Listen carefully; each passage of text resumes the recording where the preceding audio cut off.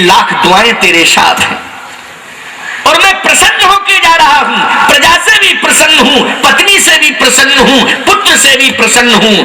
लेकिन आत्मा कौन सा माना जाता है? नैमिषारण्य। आप लोगों ने नाम सुना होगा नैमिषारण्य का। नैमिष जाऊंगा। देखो, वन का अर्थ ये नहीं है कि उन्होंने वन में ही जाना स्वीकार किया, जहां संत ज्यादा रहते हैं वहां जाऊंगा। का क्यों? बोले हृदय की वेदना तो संतों के उपदेश से ही समाप्त हो सकती है और कोई दूसरा उपाय नहीं है। आज आप सबके हृदय की वेदना राम कथा से दूर हो रही कि सुनत श्रवण पाइए विश्रामा। भगवान शंकर जो पार्वती जी को उपदेश दे रहे हैं, वैसे ही तो मैं आपको उपदेश दे रहा हूं। सुनत श्रवण पाइए विश्रामा। इसलिए विश्रांति यदि जीवन को मिल सकती है शत्रुपा, तो संतों के चरणों में मिल सकती है। और वर्तमान में सर्वाधिक संत नैमिष में हैं, क्योंकि नैमिष में नित्य कथा होती थी, वो कथा का स्थान है। इसलिए कथा सुनने के लिए जाऊंगा संतों के चरणों में बैठ के।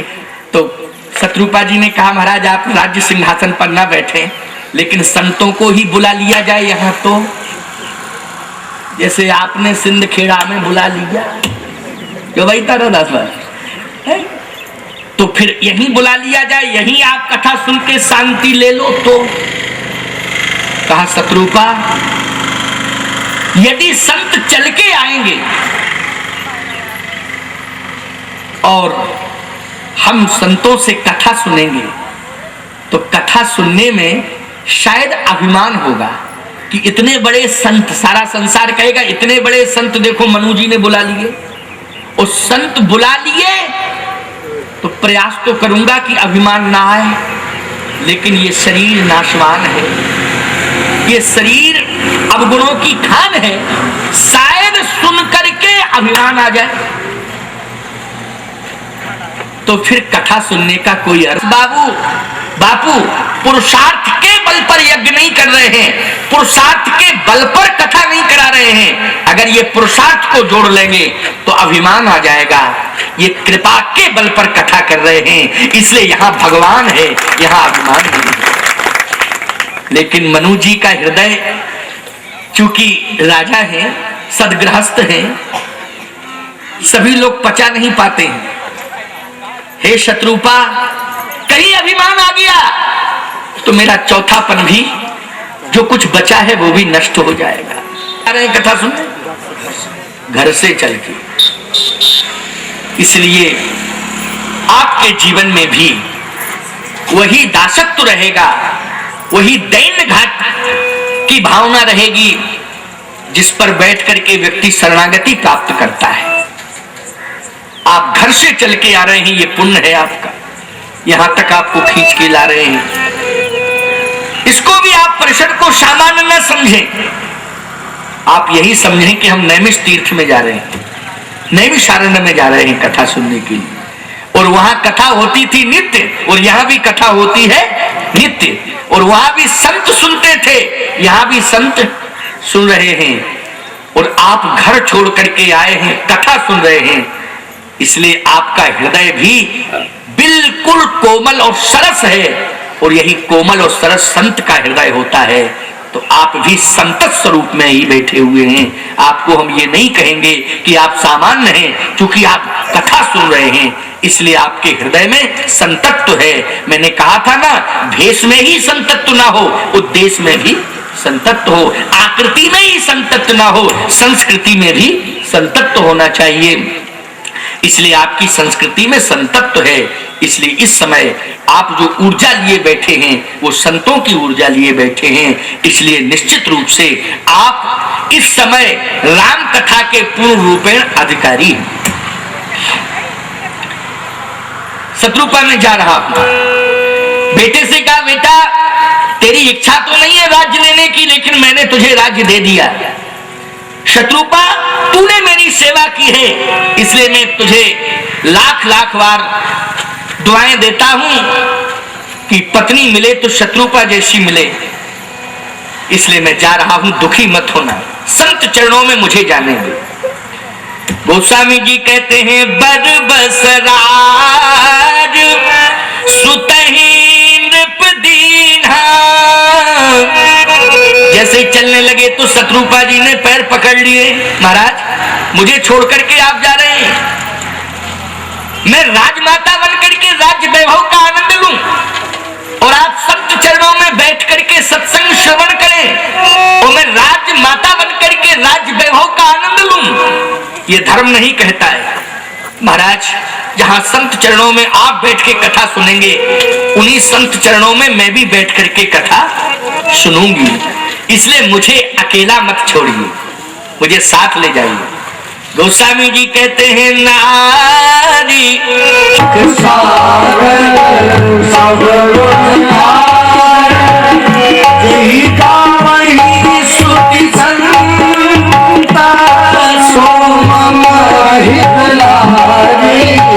जन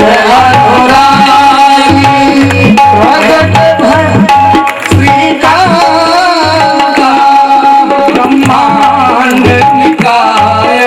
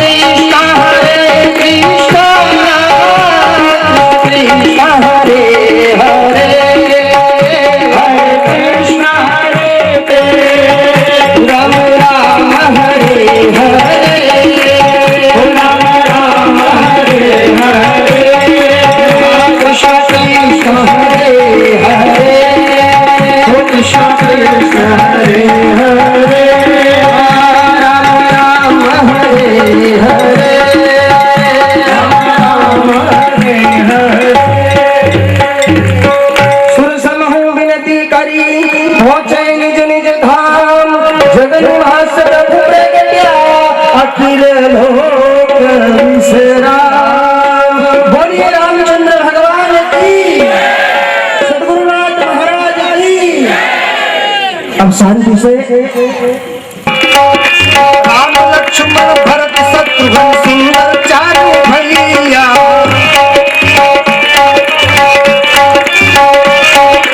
राम लक्ष्मण भरत शत्रुघ्न सुंदर चारों भैया चलो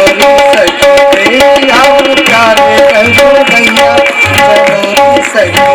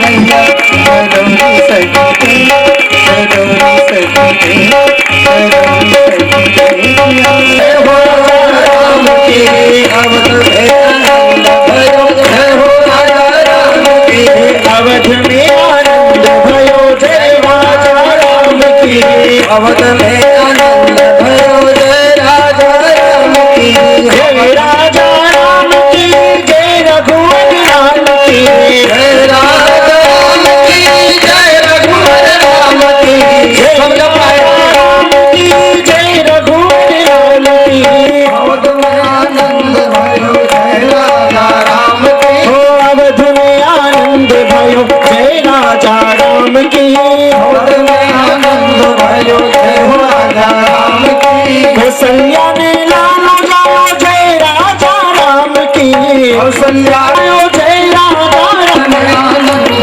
भयो जय राजा राम की अवध में आनंद भयो जय राजा राम की अवध में आनंद भयो जय राजा राम की जय राजा राम की जय रघुवर राम की जय राजा राम की जय रघुवर राम की जय राजा राम की जय रघुवर राम की जय राजा राम की जय रघुवर राम हो अवध में आनंद भयो जय राजा राम की अवध में आनंद भयो जय राजा राम की हो अवध में आनंद भयो जय राजा राम की अवध में आनंद भयो भैया अवध में बाजे बधैया जन में है जारो भैया अवध में बाजे बधैया जन में है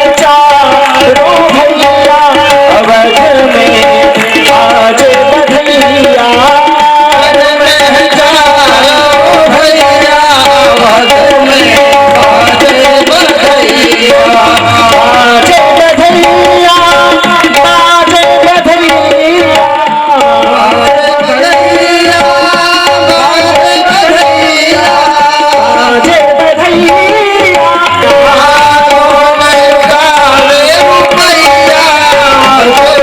बाजे बधैया अवध में बाजे बधैया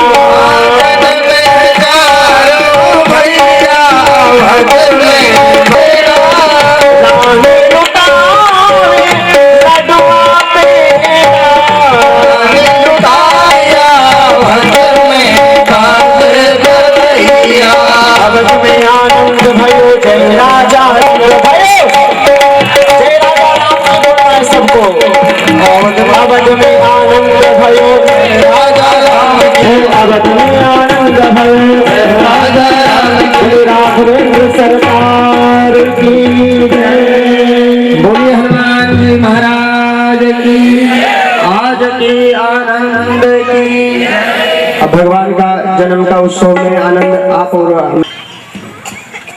भगवान की दिव्य श्री राम कथा महोत्सव में प्रीति पूर्वक बैठकर राम कथा गंगा में स्नान कर रहे हैं। ये हमारे अगणित पुण्यों का प्रतिफल है। कल भगवान का जन्म हुआ, श्री अवध में निर्गुण निराकार ब्रह्म सगुण साकार स्वरूप में प्रकट हो जाता है। वस्तुतः यदि विचार किया जाए तो सीता राम भिन्न नहीं है।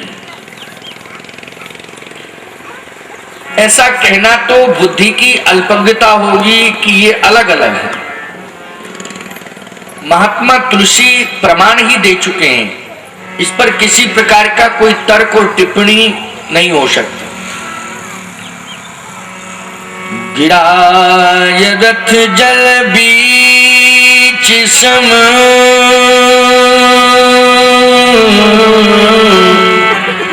कहियत भिन्न भिन्न कहियत और और दूसरे रूप में बेटी बनके जनकपुर में आ जाता है। अवधपुर वासी कैसे हैं और जनकपुर वासी कैसे हैं? अवधपुर वासियों के बारे में यदि चर्चा की जाए तो स्वयं ब्रह्म कह रहा है, अति प्रिय मोही यहाँ के वासी, अति प्रिय मोही यहाँ के वासी, अति प्रिय मोही यहाँ के वासी, अति प्रिय मोही यहाँ के वासी, मम धाम दापुरी सुख राशि, मम धाम दापुरी सुख राशि, मम धाम दापुरी सुख राशि। ये जो पुरी है, यहाँ समग्र रिद्धियां सिद्धियां निवास कर रही हैं। जबकि आप कल्पना करना, ये रिद्धियां सिद्धियां भगवती जानकी की सहचरी हैं। ये समग्र रिद्धियां सिद्धियां ये उनकी अंडर कस्टडी में रहती हैं, बेटे के ऊपर होती है। बेटा अगर प्रेम करता है सर्वाधिक तो अपनी मां से करता है। अगर माता पिता दोनों हो तो बोलो समर्पण कहां पहले होना चाहिए? निश्चित रूप से समर्पण मां के चरणों में होना चाहिए। होना चाहिए कि नहीं होना चाहिए? हाँ। फिर पिता के चरणों में, अच्छा पिता को भी बुरा नहीं लगना चाहिए, क्योंकि मां नहीं होती तो बेटा कहां से आ जाता? क्यों भाई? अगर मां की, ये हमारी मां है। गोस्वामी जी कह रहे हैं ये मां, इसके टहलाने घुमाने का काम किसने किया? पिता ने किया। लेकिन खिलाने पिलाने का काम किसने किया? मां ने किया। तो खिलाने पिलाने का काम मां करती है और टहलाने टोलेने का काम पिता करता है। बोलो खिलाने पिलाने वाला बड़ा होता है कि टहलाने वाला? वो कुछ लोग तो ऐसे होते हैं जो टहला ही देते हैं। क्यों भाई? बड़ी विडंबना। मां का काम खिलाने पिलाने का है। मैंने तो यहां तक देखा कि कोई इनके दरवाजे पर पहुंच जाए और कहे कि मुझे भूख लगी है, भोजन होगा तो भोजन दे देंगी, और नहीं होगा तो आटा दाल चावल देके कहेंगी कि आगे कुआ बावड़ी पर बना पा लेना, जाओ। पहुंच जाते हैं ना कुछ भेष वेश में इस तरह से मांगने वाले, है ना? हम लोगों का ही वो नकल कर लेते हैं। ये सब रखा रखोगे क्यों भाई? अगर तू आशीर्वाद नहीं ले पाया तो वैष्णो माता भी तुझे आशीर्वाद देने वाली नहीं है। निकल जा मेरे दरबार से, तुझे कोई अधिकार नहीं है मेरे पास आने का। पहले जन्म देने वाली माँ से आशीर्वाद लो। वैष्णो माता अपने आप आशीर्वाद दे देंगी, महामाया अपने आप आशीर्वाद दे देंगी, महाकाली अपने आप आशीर्वाद दे देंगी, मैहर वाली माँ अपने आप आशीर्वाद दे देंगी। जितनी भी देवियां हैं सारी देवियों का एक साथ आशीर्वाद आपको मिल जाएगा। पहले जन्म देने वाली माँ का आशीर्वाद लो। तुलसीदास जी महाराज भी कहते हैं कि मुझे तो आशीर्वाद चाहिए। किसका आशीर्वाद चाहिए? माँ का। जनक सुता जग होई अनुपा, जो घर वर कुल होई अनुपा, तो करिए विवाहे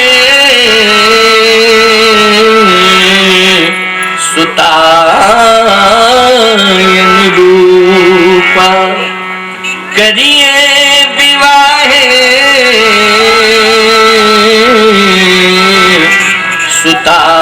सुतायन रूपा, करिए विवाह सुता अनुरूपा। घर बर कुल, घर अच्छा हो, बर अच्छा हो और कुल अच्छा हो, बस 3 बातों पर विचार करना है, चौथी बात पर विचार करना ही नहीं। जाओ, मेरा आशीर्वाद है। जैसे ही आगे बढ़ा तुलसीदास जी बोले ठहरो ठहरो ठहरो, इधर उधर। घर का अर्थ समझा तू? घर कैसा होना चाहिए? उसने कहा महाराज 5 स्टार होटल की तरह। तुलसीदास जी बोले बड़ा मूर्ख है, कुछ नहीं जानता। 5 स्टार होटल की तरह घर होना चाहिए? बहुत आलीशान हवेली होना चाहिए? नहीं नहीं, गलत। तुम जानता नहीं, बहुत अज्ञानी है, थोड़ा बहुत अज्ञानी, बहुत ज्यादा अज्ञानी। घर अच्छा होने का अर्थ ये नहीं होता है कि घर आलीशान बना हो, करोड़ 2 करोड़ का घर बना हो, मकान की दीवार की ऊंचाई